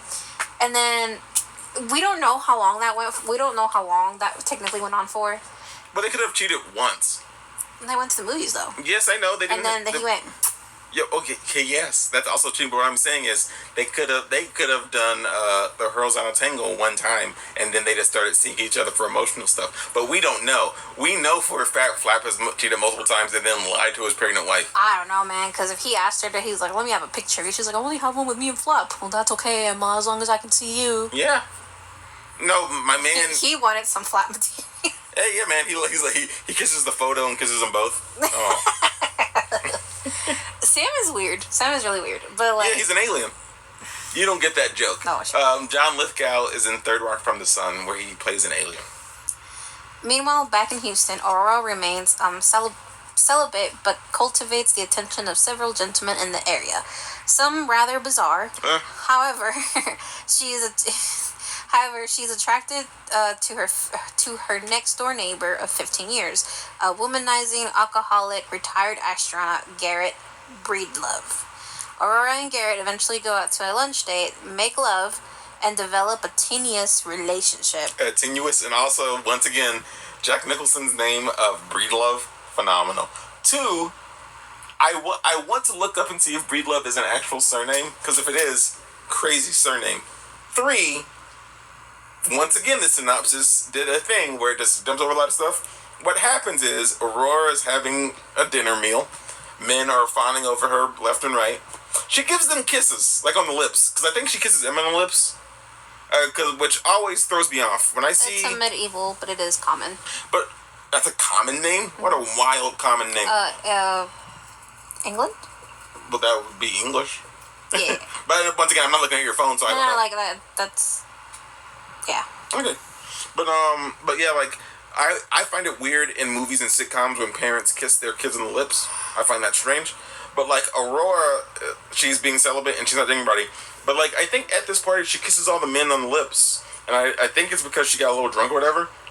But after getting a little It wasn't even a kiss. It was like... You guys can't see this, but Samuel can. It was more like this, like... Yeah. It wasn't even, like, a proper... It was like... And then she did the thing where, like, the CEO ate the burger of McDonald's. Yeah. Like, she did that kind of kiss. Like, she barely touched them. Yeah, man. Also, it could be the actors, like, I don't want to kiss all these dudes, because we don't know what take that was. It could have been, like, take 15. She's like, I'm done with this kissing stuff. And that's very understandable. And then she leaves the party. She goes over to Breedlove's door, knocks on the door late at night, because I think Breedlove in the movie at this time asked her out to a lunch date, like, a year or two ago. And she declined, because she's like, you suck. I don't like your attitude. So then she knocks on the door and asks him out. She's like, is the lunch date still on the table? And he's like, from like years ago? She's like, yeah. He's like, sure. So they go to lunch. Jack Nicholson's character, who's a creep, was a creep at the thing, started eating a bunch. Drank a lot. Yeah, and he started, he was like staring at other girls, and Aurora, rightfully so, is like, yo, when you're out with me, you look at me. I was like, I don't understand. I gotta tell you that? When you're out with me, you look at me. And I'm like, yeah, that makes sense. So then they have lunch. Breedlove, for some reason, drives his convertible on the beach with his feet. Aurora was... Oh, no. Aurora was stepping the gas. Well, yeah, it's still crazy. And then, like, they get out, and then, like, they get into the ocean, they kiss. No, his favorite. Like, she hit the brakes, and he fell off the car. He did not fall. He flew off the car into the beach, because they're on the beach, right? Yeah. And then, like, she's like, oh no. So she looked back. She even said, she's like, I'm sorry, but I'm not sorry. Like, she was sorry because, like, he went into the water, but she wasn't sorry because she felt like what he was doing was stupid. Yeah. Which is correct. Like, she was sorry because he's in the water, but she wasn't sorry for stopping. So, the other thing was that, like, he goes, like, when he's in the water, obviously she's on top of him trying to get him to get up, and then he goes, like, if you wanted me on my back, all you do was had to ask. Oh my gosh. Then they kiss, because somehow that works. But what happened? Did the bra? No. What happened is, he was kissing her, and and then she kissed him back, and then he stuck his hand into her bra, and she's like, get mad at him because he's being. But his fresh. hand got stuck. His hand got stuck because she like grabbed it and tried to pull it out. Mm-hmm. But no, she didn't want him to feel her up on the beach. She's like, no, I don't want that right now. For some reason, I thought that it got stuck. But no, she got mad at him for doing it, and then she's like, she's like, you suck at this. Also, another great overall line, because the other one about, why you keep having kids with that man? Impatient boys sometimes miss dessert, and she said that at the restaurant. And I'm like, what a wild line for a 50-year-old woman to say to another 50-year-old. Impatient boys miss dessert. I'm like, that's what you tell your grandson or something. That's a wild thing to say to a grown man and mean it. Didn't she sleep with him the next day? No, not the next day, friendo. The same day? It's not the same day either. What happens is, like, a week or so later, she's at home alone, and she calls him, and she's like, do you want to see this painting I have? Oh yeah. And that's after she talked to Emma. Yes, it is. But it's before Emma comes back down to visit home. Yeah. Because I think she comes back down when the third baby is born, or around when the third baby is born. So I think the two kids go with her, and then the baby might stay with Flap, I believe. I forget now. But then, like, she's like, "You want to see my painting?" And he's like, "What?" She's like, "You want to see the painting in my bedroom?" And he's like, "So you want me to show you you want to show me a painting in your bedroom?" Mm-hmm. And she's like, "Yes." So then they go through this very stilted conversation because they're two adults who know what they want, but they're weird with each other. So then she shows him the painting. She gets dressed not in lingerie, but in like a negligee, and then like they talk a little bit. They start kissing, and they turn off the light or whatever, and like they sleep together. And I think Emma calls in the morning because once again, Emma and Aurora don't have a good relationship to me, but they call like every other day to talk, and I'm like, I'm glad you guys got better as you got older, but from how Emma acts, I don't feel Emma learned why her mother was the way she was. It's just that Emma turned into her mother at points, and she didn't like that part of herself, but she didn't work on it. She didn't work in it. She didn't work on herself, really. She just got mad at her husband for being kind of a jerk all the time. All I want to say is that, what's his name again? The astronaut? Jack Nicholson? Yeah, Garrett Breedlove in the movie. I don't know his name, obviously, but I love the actor. And that's why I told this to Samuel. I don't know why, but I realized that he's the reason why I like all those weird guys in my books. Oh, I was gonna say, at the time of the movie, there only had been 106 astronauts. So in this world, and of like 300 plus million people, Garrett Breedlove is one of the 100 or so who've been astronauts. And I'm like, oh yeah, you are a special young man. No wonder you, like, because when you go to his house, it's a shrine to him. It's his medals and all the stuff he did and the pictures of him. And it's like, my man, I'm like, yeah, like, it was like Charles Barkley one time was talking about how NBA from its inception to now has only had about 800, 900 players. And I'm like, yeah, and like people in the world are eligible to be in the NBA. That's why you have people like Jokic and Luka and whatever come from overseas and play. And I'm like, out of 9 billion people, and that's not even including like when it started, but like there have been like 900 basketball players, and that's great. But like from in the ages at this time, there was only had been like 100 or so astronauts. So I'm like, no wonder this man's so high on himself in this goofy movie. Like legit, he's part of an elite group of people. Where it's like, hey, out of the 9 billion people, well, I'll keep it to America because they live in America. But it's like, out of the 300 plus million Americans, I'm one of the 100 that have been to space and worked for NASA in the capacity of astronaut. I need to know, are you number one? He's not. He's definitely not number one. Are you top 10? Like, top 10 first astronaut? Yeah. How old do you think this man is in this movie? That's all I'm saying. Because I was thinking all in one go. I didn't think about, like, throughout the years. I thought it was, like, all in one go. It's like, because, are you in the top 10? Maybe top 20, you know? Emma returns to her mother's home in Houston after discovering her husband is having an affair with a young grad student named Janice. Emma's appearance, along with her 3 young children, makes Garrett uncomfortable, as he has been single for a long time. Flap telephones and she reluctantly returns home to Iowa, trying to reconcile with him. Unwilling to become a one-woman man, Garrett breaks up with Aurora, making her feel humiliated. Why'd you watched the movie? You said it's so gas. I thought, for some reason, I thought You thought she broke up with him? No, oh. I thought it was Flap breaking up with her. I'm like, what? They didn't break up. No. What happened, because I'm going to read in the synopsis for it a little bit. No, it doesn't. Okay, so she catches Flap with a young girl at the thing, and like the thing that we catch, like Flap doesn't kiss or anything, because like we see Emma, like kiss a man after this. After this scene, we see Emma kiss a man because they're moving to Nebraska. They kiss when they're going wherever that place was. The home that Sam was showing people. They kiss there. They kiss before she moves to Nebraska. I was saying I'm thinking about the kiss at the movie theater. That's before they're leaving. Yeah, before they're leaving, but like this scene happens before they move to Nebraska. I think we're having the same discussion again. Because I tried saying this earlier, and you're like, that didn't happen. And I'm like, okay. No, I was saying that was too far ahead because I knew the synopsis was going to touch on it. But yeah, I was like, no, that's too far ahead. But no, so Flap is like with a girl. The girl like rubs his hair, and like Emma's like, I knew you were cheating. A girl touched your hair. That's the thing that I was telling you about. Where, like, and that's what I mean. I'm saying you're too far ahead of the synopsis. That's fine. I'm not saying it didn't happen. I'm trying to tell you, that's the part that pissed me off because, like, they're arguing. He's trying to be mad and he wants to leave her go away, but he needed help trying to get the baby thing off him. That's the part that I was like, that was before Nebraska. Yeah, that's all I wanted to say. It's before Hey, you were wrong. I know you're wrong, old man. It was before Nebraska. That's all I wanted to say. No, you're right. But yeah, I was saying where we were in the synopsis, that was too soon. But no, like, so. And just how humiliating it is, like, she's arguing with him and he clearly wants to walk away. She wants to walk away. But the fact that you can't walk away from each other is because, first of all, he's jiggling your baby as he's trying to come to you. And then he can't walk away because he doesn't know how to take off the kid holder. Baby Bjorn.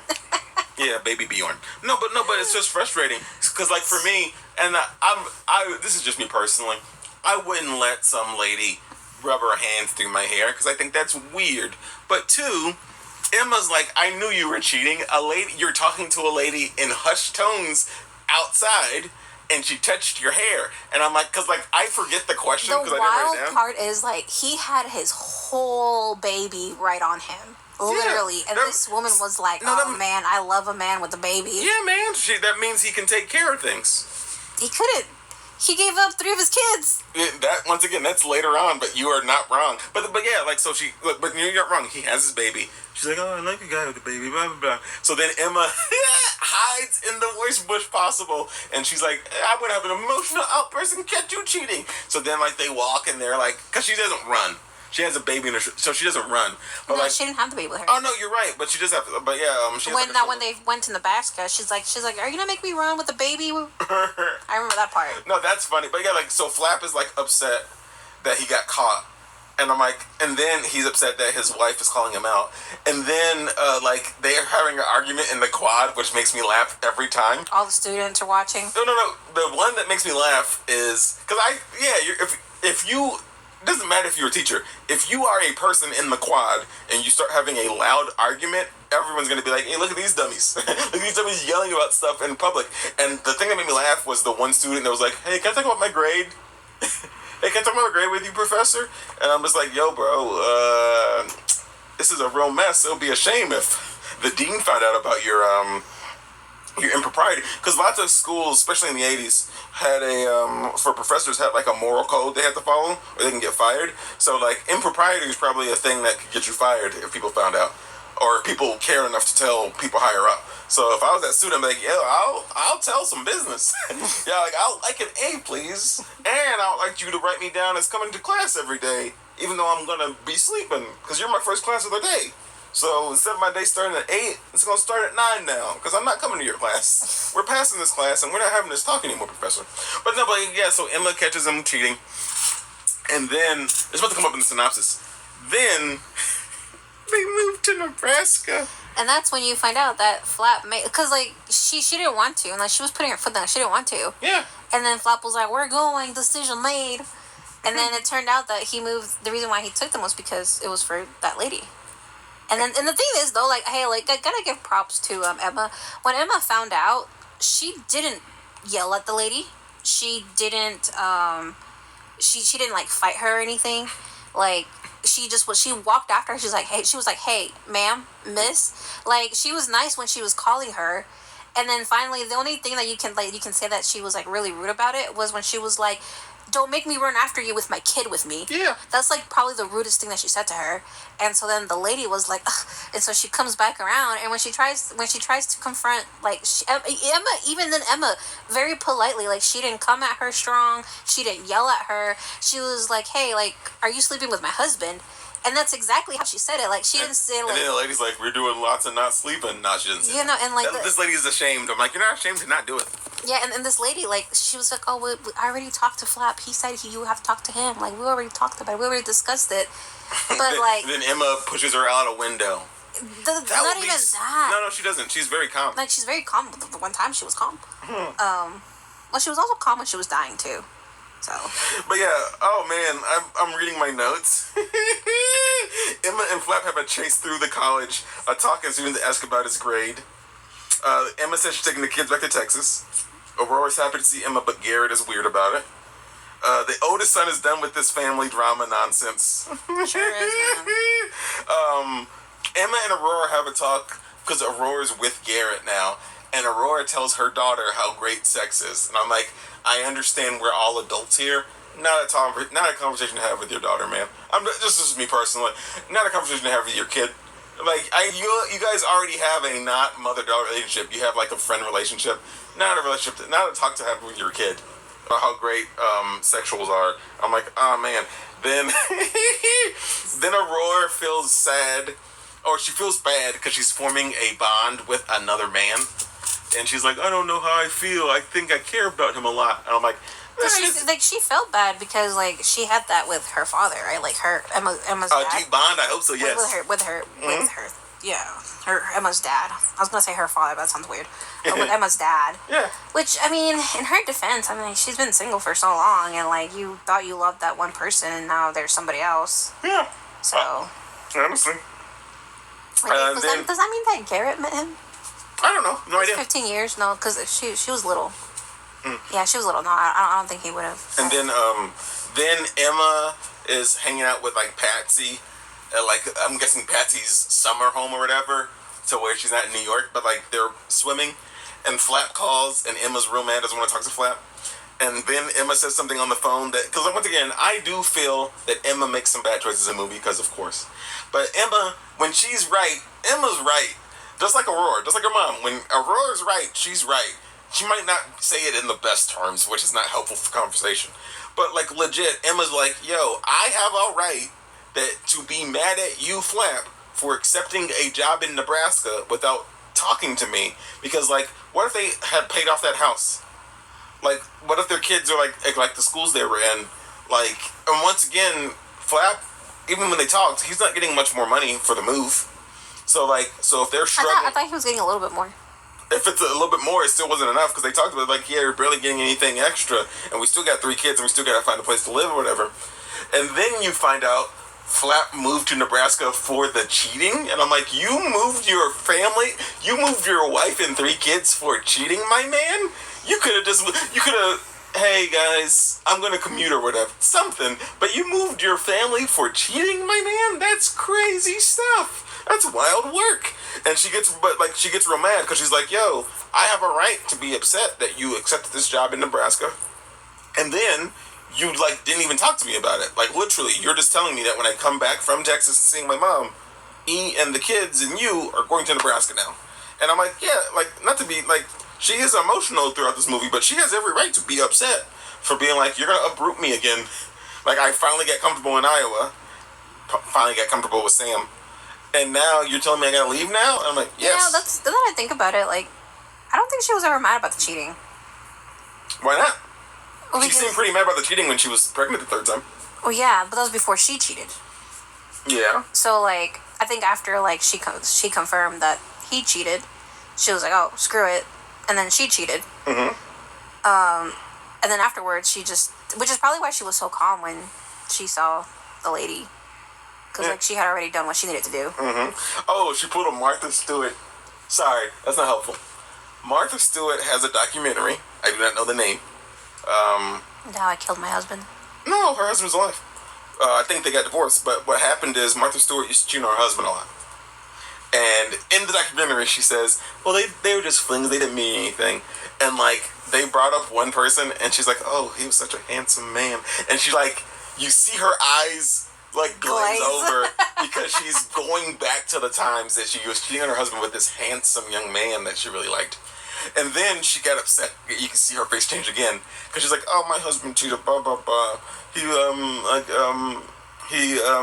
Because she had a belief, and this could just be her ego, she had a belief that her husband cheated first. And her husband cheated because, like, she wasn't emotionally there, blah, blah, blah.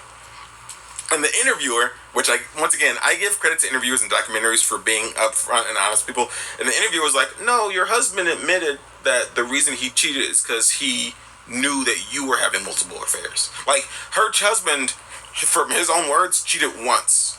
Or cheated with one person. Mm-hmm. But he only cheated with one person after, like, 3 or 4 things of infidelity were, like, confirmed from Martha. Ooh.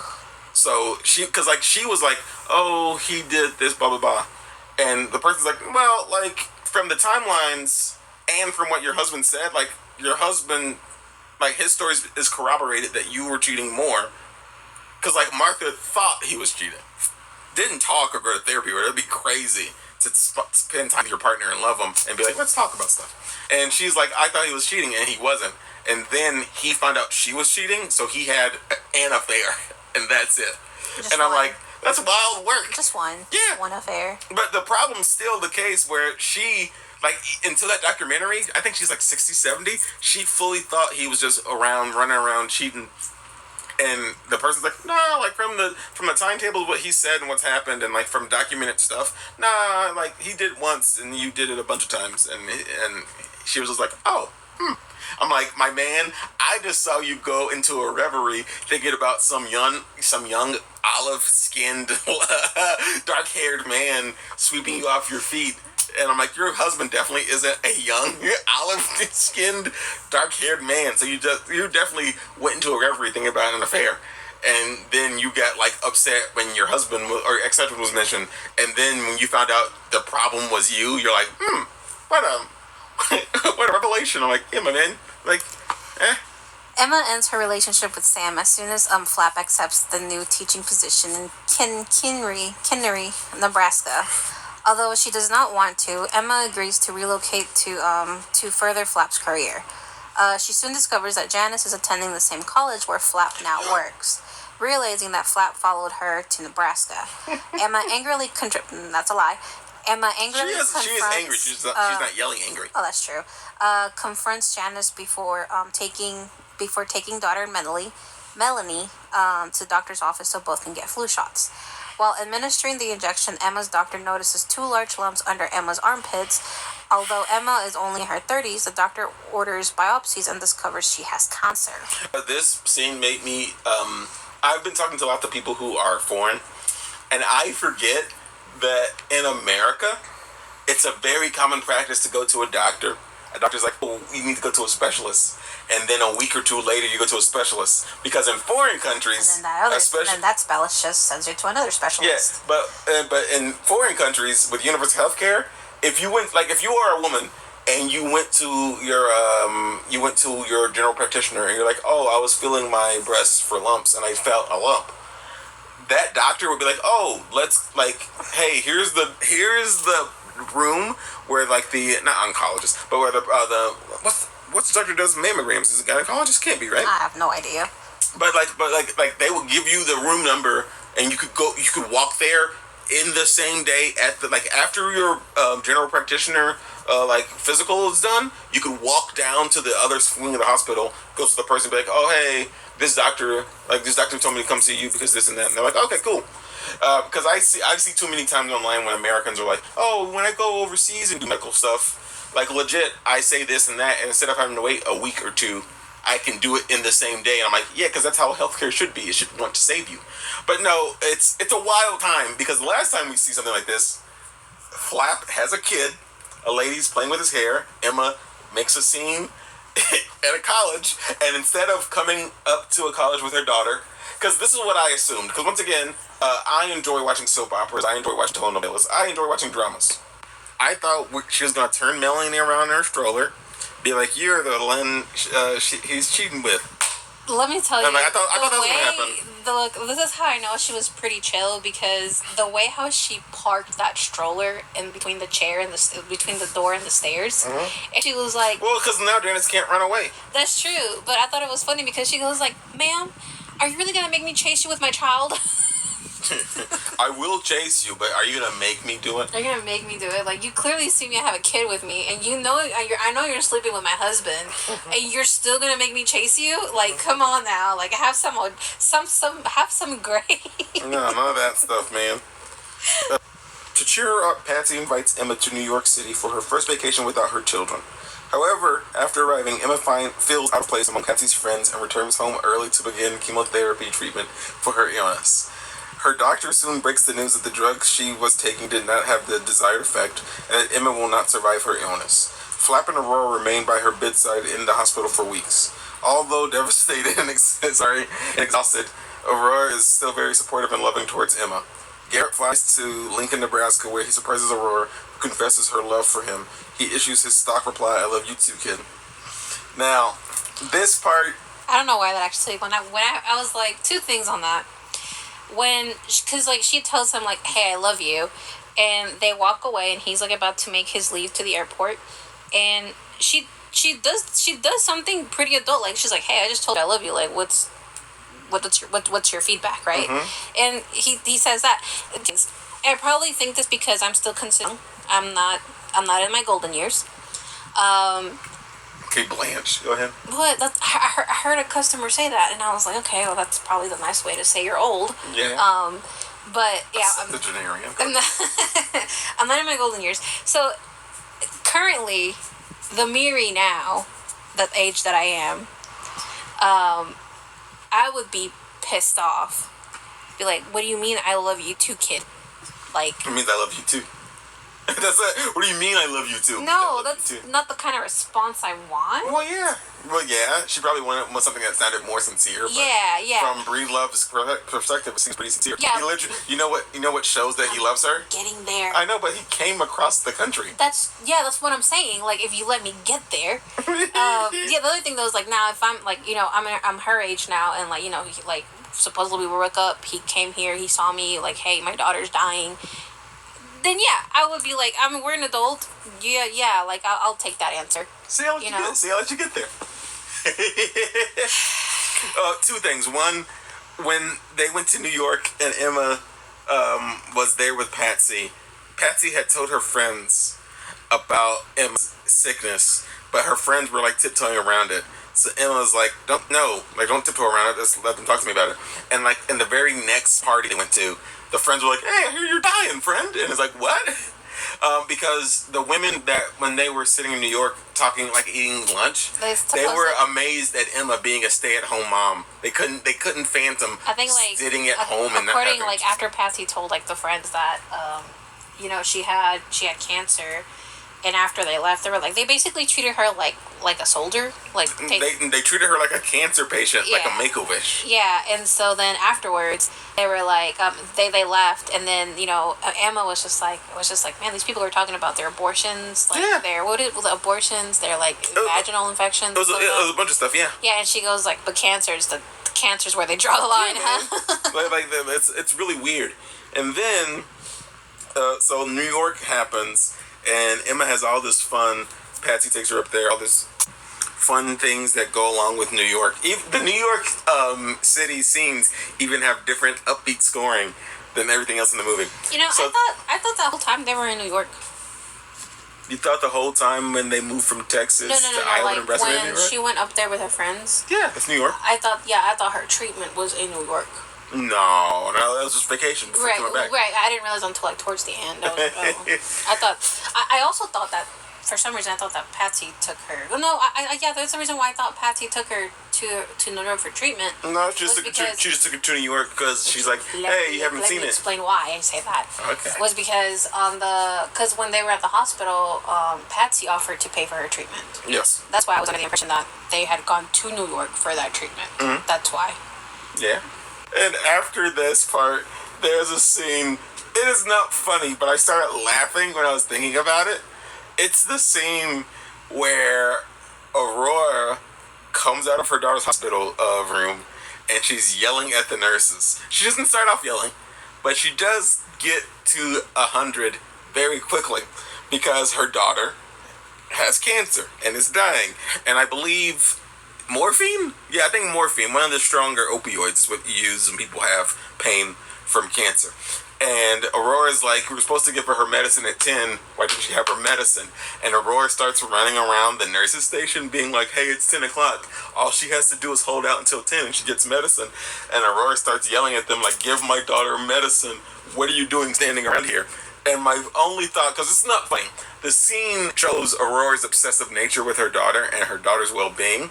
But for me, my only thought is, if I'm in a hospital and someone's yelling at me to give their loved ones medicine, makes it sound like they're drug addicts. But two, it makes me feel like, bro, now we have to wait because now we have to calm down in this situation. And there's protocol. You're correct. Someone needs to give your daughter the medicine for pain relief. But if you're yelling and causing a scene, because Aurora does cause a scene. I don't think she pushes or grabs a nurse. I don't think she knocks anything down. But like Aurora does cause a scene, and I'm like, if this is a hospital, there's protocol we have to follow. And now, like in real life, security, hey ma'am, we need you to calm down. And if she started just going up higher and higher, the security would have to escort her from the premises. Because like that's not like there are other people going through high emotion and high stress situations in this hospital, and no one feels safer or better now that there's another person who's like hurt, and someone they care about yelling at the top of their lungs, give them the medicine. I don't know, that scene made me, I don't know, it made me a little sad. And also, like you said, it also described, like, the possessive and, like, the possessive trait, like, that she has, or, sorry, obsessive trait that she has over her daughter, Emma. But also, like, she says, like, the fact that, like, also not being able to be in control of what Emma can get, either. But, yeah, and, like, the way how the nurse reacted actually was pretty. It's much calmer than I've seen nurses. I've seen nurses throw hands with people for doing that kind of stuff, so I'm surprised this nurse is like, calm down, ma'am. So she didn't even say that. She's like, okay, and then just walked towards the room with like with the syringe and medicine. Yeah. So there's that. What part are we on? Oh yeah, that's that part. So like after that scene, she like goes, okay, thank you. She just tries to like compose herself, and then that's when it shows the scene they're at the pool, and that's when Nicholson comes and sees his bae. Yeah. And she goes and hugs him because she's like, I need emotional support. And I can't get it from Flap. But, oh my gosh, Flap. In a discussion at the hospital cafeteria, Aurora tells Flap bluntly that he does not have the energy managing a job, chasing women, and raising children.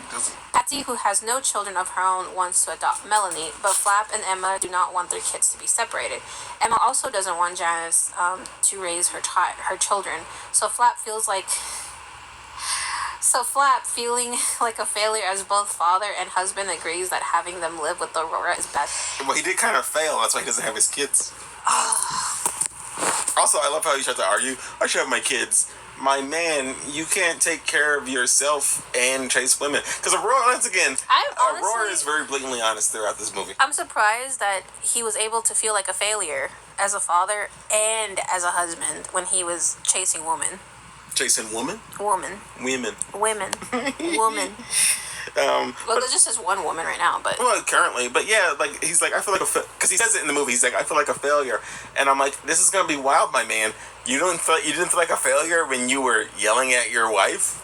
You didn't feel like a failure when your wife was going through postpartum 3 separate times and you were cheating then? Like, you didn't feel like a failure at that point? You only feel like a failure at the point where you couldn't keep your kids? The crazy part is that, like, Emma wanted Flap to take care of the kids. Yeah, they're his kids. Yeah, like, she really wanted him. And then when they were talking about it and he said that he couldn't, you could tell Emma, like, she deflated. Yeah, because also Flap says Aurora's lines are sometimes emotionally crazy. Flap's lines are all disappointing because Aurora says he's going to be a disappointment. And his line is, I never thought I'd be the type of man to give up his kids. And I'm like, well, you don't have to. You could give up, this is going to be wild, you could give up the other stuff and put the energy towards your kids, but you're not going to do that. That's why you give up your kids. He could actively give up the other things and use that energy to raise his children. But instead of doing that, he's like, I'll just give them up. I'm like, oh, cool, Dad. My thing is, though, like, why couldn't you just come to a concept? This is how bad, like, that he will not work with Aurora, even if it is for the sake of his kids. Yeah.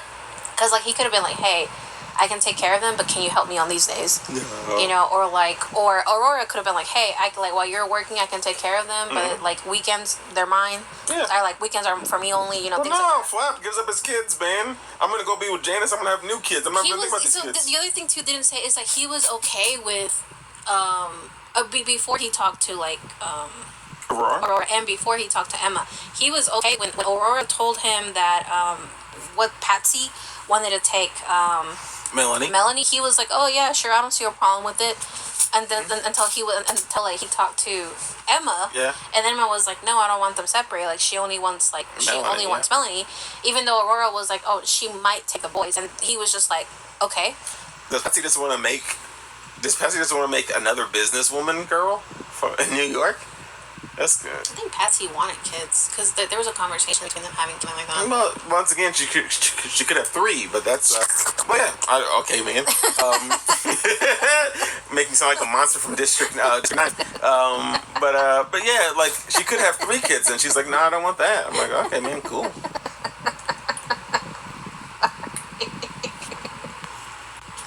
As Emma's time begins to run short, eldest child Tommy shows open resentment towards his mother due to circumstances such as social class, fights between his parents, and Tommy's perception of feeling unloved. Emma reassures her sons, and after an altercation with Aurora, she slaps him in the hospital parking lot for criticizing his mother. Tommy weeps in his grandma's arms. Emma dies later that night. Yeah, he cries. Yeah, see, I thought he was crying because he got hit in the face. That's what I thought too. Like, she it was a nice... Yeah, man. I thought he was crying because she whacked him pretty. But not just that. He tried to run from her, and then she grabbed him, smacked him, and then I think he's like, stop. Well, yeah, because once again he's a child, and the person that loves him is hurting him. But yeah, because Aurora's like, I want to have you talk about your mom that way. I'm like, I understand what you're doing, Aurora. Maybe slapping the kid is the wrong answer, but I understand what you're saying. Hey, your mom's on her deathbed, kid. Maybe we for some grace. I know she's not the best mom. What did she say? That he said something pretty mean too. That he did. Yeah, he said something pretty mean. Well, he wouldn't say I love you to his mom when for the final time they saw each other. No, because the youngest son would. With the Aurora was that they were walking out, and I think she said she's like, hey, talk to your dad. It might be a man thing if you can't talk about it. Go talk to your dad. He'll be able to walk you through it. Yeah. And I think he said something like, no, I'm fine. It's fine. And I think she was just trying to get him to be like, hey, it's okay if you're sad. Yeah. But I think he ended up saying he ended up calling his mom lazy. Yeah. And I think that's what made Aurora snap. Well, once again, he was disrespectful to his mom. Because, and once again, this is what I was saying before. The oldest son, Tommy, he seems to be madder at his mother than his father. Well, it probably does that because he's always around her. Yeah. So that's why you can't be mad at somebody that's not there. Yes, you can. People do that all the time. Present, not present. Does that make sense? Yes, but that's still. But yeah, he can be mad at his dad for not being around. Because once again, if I'm Tommy, I'm mad at my dad for giving me up. He loves me so much. He's like, I can't take care of it. I'm gonna be with other people. That's probably why Tommy was at the shed. By the shed by himself. The shed? Yeah. You mean at the end of the movie? Yeah. I thought he was next to the house. They come up and it was a shed. I don't know, whatever. He was right there on his own. He didn't go with his dad. He didn't go with Aurora. He went with the stranger, the astronaut stranger. Garrett Bigelow. The astronaut stranger. That is. But sorry, astronaut neighbor. But it's just really weird because we're slabs. You can't do this. You can't talk about your mother that way. And then Tommy's real despondent for all stuff. And then the youngest son is just like, I love you, Mom. Because he's like, yeah, I'm going to miss my mom. My only thing, though, that, kind of bothers me that she did... Well, okay, I don't... Okay, listen, I'm not sure if I'm just showing, my insecurities here, but, it made me feel kind of weird when she was telling Tommy, don't do that. Basically saying, when I die, you're going to remember me. No. When she said exact words... When I pass, you're going to regret treating me so poorly. That made me feel uncomfortable. And then she said, don't feel bad. That made me feel uncomfortable too. Well, once again, Emma and her mother don't have a great relationship in my eyes. But Emma knows for a fact that if her mom was passing, her mom would probably be like, hey, you and I haven't always seen eye to eye, but I've always loved you. Which is what she said to Tommy. And then she's like, you're being nice now, and that's fine. In the future, do not beat yourself up for how you're feeling. Once again... I don't know, that still made me feel weird. No, it can make you feel weird, that's fine. For me, it's some of the most mature thinking Emma has done the entire... She looked her son in the face and said, I understand you don't like me. I understand your life situation. I understand that you don't feel the best, and that's okay. You have a right to feel how you feel. Do not beat yourself up because you feel hurt. And because you feel hurt, you don't want to show me any kind of human compassion and grace. Because once again, you are a child. That's not your position. Once again, Emma had to do that to her mother when she was like, hey mom, you want to sleep in bed with me because you're alone? And as Emma grew up, she's like, that wasn't my place. I shouldn't have had to do that. And so she's looking at her son and saying, you don't have to do that. You don't have to invite me in. That's fine. But don't beat yourself up about it. Because that's not, it's not your place as a child. I don't know. And once again, it's still uncomfortable. I still, maybe that's why. Yeah. Maybe that's why. But, I also feel like maybe she could have said it friendlier. No, she's passing away. She doesn't care. No, it doesn't be funny. When you're in that place, you don't care. You're gonna say how you feel, what you feel, and then you're gonna go about your business. And for her business is passing away. Sorry, I shouldn't laugh, but Following the funeral, Emma's friends and family gather at Aurora's backyard for a memorial service. Garrett shows affection towards each of Emma's children and helps Tommy cope during the wake. The film closes on Aurora sitting next to Melanie. Yes. So Garrett got over his thing of, I'm not usually around for kids. And then they're out here bebopping about. I didn't see him interact with the little one. I saw him interact with Melanie. He interacted with Tommy the most. Yeah, okay, I saw Tommy. I didn't see her react to the middle child. Yeah. Once again, the middle child didn't get ignored like people like to pretend middle kids do in movies a lot. Now, how much do you think this movie costs to make? You got some big name actors in there. I know one of them. And the banker was not one of them. John Lithgow. I'm gonna say 20 million. 8 million. Now, how much do you think it made? 20 million. It made 108 million. This movie was a certified hit. 108 million? Yes. Okay. 8 million budget, 108 million made, so certified hit. Certified hit. Yeah, man. And now some fun facts about this movie. Jack Human was there. Jack Human? Jack Human. Who's Jack Human? Jack the Human. Okay. This is... I don't know.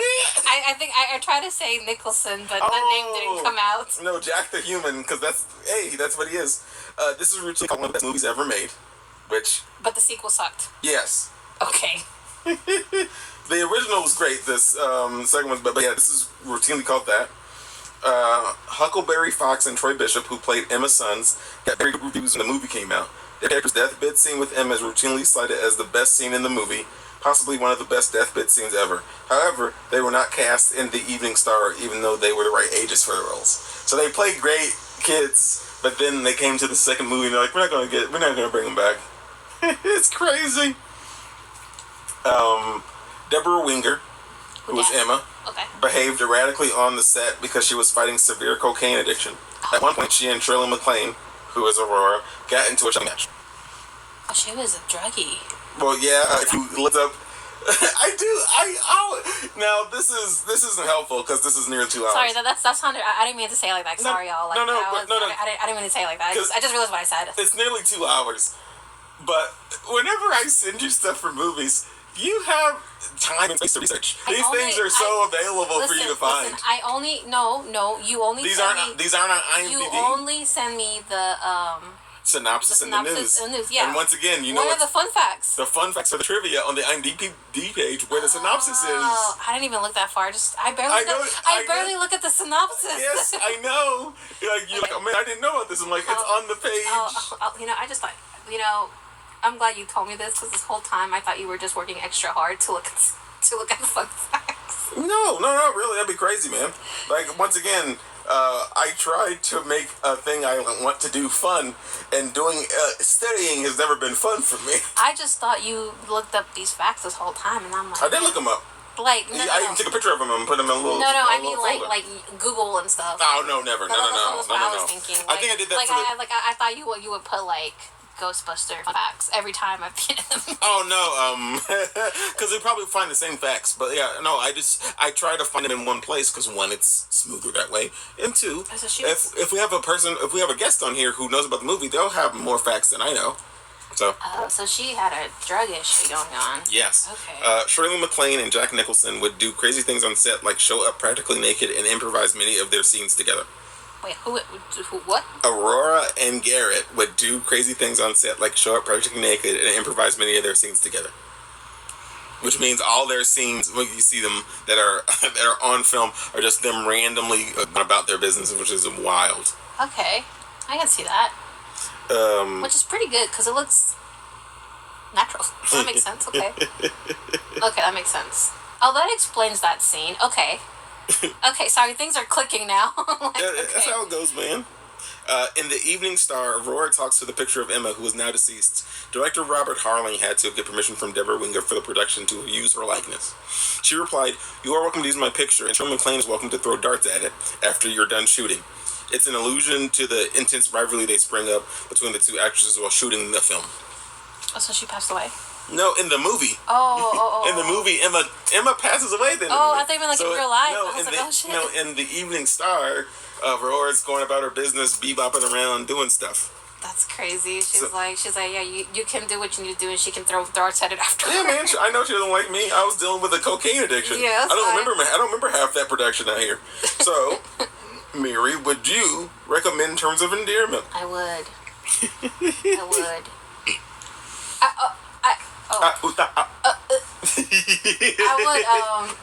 I would recommend it. We're out here beatboxing. Not even that. Not even beatboxing. Yeah, I would definitely recommend it, but I would recommend it with the plot twist of like, it's dramatic. That's not a plot twist. No, I don't know why I said that. I would recommend Terms of Endearment. I think it's a phenomenal drama. I would not say it's the best movie ever made. That's a crazy thing to put on any movie.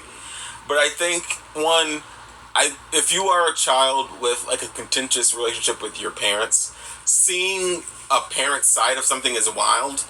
But then like just being a human and being like, oh, like Emma and Aurora probably knew a bit about what was going on with each other's lives. But like Emma and Aurora had so many things in common, but they did things so differently at points. I think it's just like a great study of humanity and how in like people can view things in the same lens but see them differently. And I think it's just phenomenal drama, honestly. All I gotta say is at the end of that movie I was like bawling. I was like, and that's the end of our show. Next week we'll be watching Mr. Mom. I can't wait to get into that. Mary, you know anything about that film? No, I still haven't watched it. Sorry. Why are you laughing? I'm laughing because a person who listens told me that sometimes it's hard to listen and hear, and then the audio spikes when there's laughter. So I'm laughing because I'm thinking about that. But that got me. So apologies to any headphones listeners. Like and subscribe on YouTube. Follow us on Spotify, Apple Podcasts, and Instagram, and rate us 5 stars. Share us with whoever will listen. Thank you for listening, and have a good day. Bye.